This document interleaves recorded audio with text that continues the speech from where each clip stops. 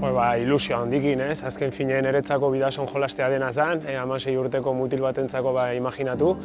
Eta hasiera gogorra izan zen, urretxu utzi behar izan nun, laguna, familia, betikoa ez, baina hemen iritsi bezen laster, lehenengo hilabetea pixkat bajoiaki, baina gero pixkanaka goraka jo nintzen, jendia ezagutzen hasi nintzen, eta eskerrak horrei azkar asko akoplatu nintzen, ez.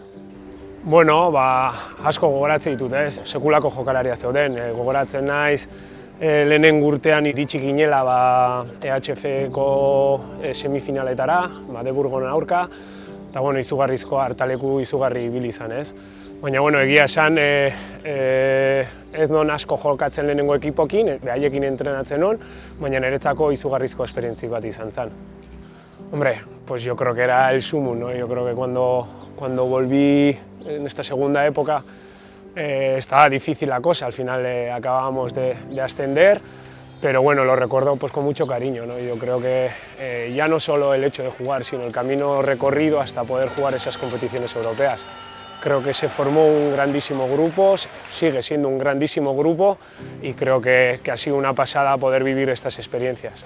Sí, hombre, yo creo que es una pieza angular, ¿no? Dentro de todo el proyecto lo que viene siendo Hartaleku. Es verdad que ha habido momentos que hemos vivido que han sido, no sé, yo creo que nadie los podía esperar pasar, ¿no? Pero ha sido, a la vez que bonito, ha sido exigente, ¿no? Porque sabíamos que teníamos mucha responsabilidad y creo que hemos dado el do de pecho y creo que hemos hecho unas buenas, o por lo menos dignas, ¿no? Actuaciones en Europa.